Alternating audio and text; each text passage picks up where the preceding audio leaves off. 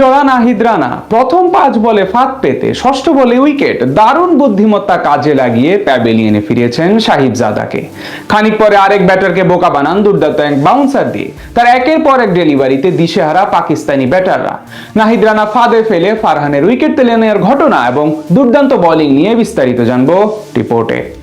নাহিদ রানার bowling দেখে মুস্তাফিজুর রহমান হাততালি দিচ্ছেন। এক প্রকার বিরল ঘটনাই বলা চলে এটি, যে মুস্তাফিজ নিজে উইকেট পেলেও তেমন উদযাপন করেন না, তিনি কিনা ছোট ভাই নাহিদ রানার বোলিং দেখে হাততালি দিচ্ছেন। এখান থেকে বোঝা যায় আজ কতটা অসাধারণ বল করেছেন নাহিদ রানা। এক কথায় দুর্দান্ত বলতে যা বোঝায় সেটাই দেখালেন তিনি।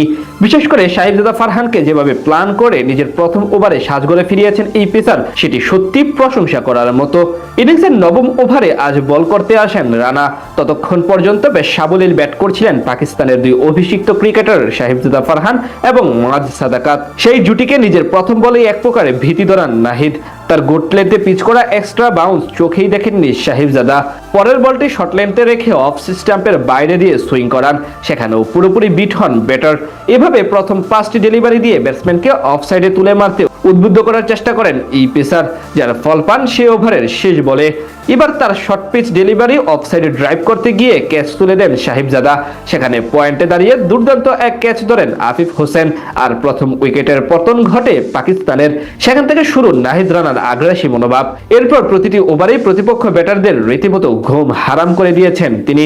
12তম ওভারে পুনরায় আক্রমণে এসে তৃতীয় বলে 140 কিলোমিটার বাউন্স ছুড়েন। সেটি জায়গায় দাঁড়িয়ে পুল শট খেলতে গিয়ে সোজা ক্যাচ তুলে দেন ব্যাটার শ্যামল হোসেন। উইকেটের পেছন থেকে সেটি ক্যাচে ধরেন লিটন কুমার দাস। এরপর ব্যক্তিগত তৃতীয় ওভারে বল করতে এসে আবারও আঘাত হানেন পাক শিবিরে। এবার তার শর্ট লেন্থের ডেলিভারি উড়িয়ে মারতে গিয়ে আউট হন 18 রান করা ওপেনার মাজ সাদাকাত। রানা নেওয়ার সবচেয়ে দৃষ্টিনন্দন উইকেটটি ছিল মোহাম্মদ রিজওয়ানের। তার শর্ট লেন্থে পিচ করা ডেলিভারি দারুণভাবে সুইং করলে সেটি ডিফেন্সিভ পুশ করতে গিয়ে উইকেটের পেছনে ক্যাচ তুলে দেন রিজওয়ান, যেটি অসাধারণভাবে ঝাঁপিয়ে পড়ে তালুবন্দি করেন উইকেট কিপার লিটন কুমার দাস। খানিক পরে সালমান আলী আগাকেও কোমর বরাবর বাউন্স দিয়ে বোকা বানান এই পেসার। তার বল লেগ সাইডে ঘোরাতে গিয়ে শটম্যানে থাকা তামিমের হাতে ক্যাচ তুলে দেন সালমান।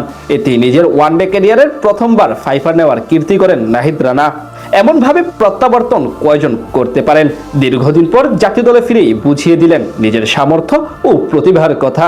যে পাকিস্তানকে বলা হয় পেস বোলারদের কারখানা, প্রতি বছর কারিগরি পেসার প্রডিউস করে তারা, তাদের বিপক্ষে বাংলাদেশি একজন ফাস্ট বোলারের এমন আধিপত্য বুঝিয়ে দেয় কতটা অসাধারণ ছিলেন রানা। তার এমন তোপে পড়ে আজ পুরো 50 ওভার টিকতে পারেনি সফরকারীরা।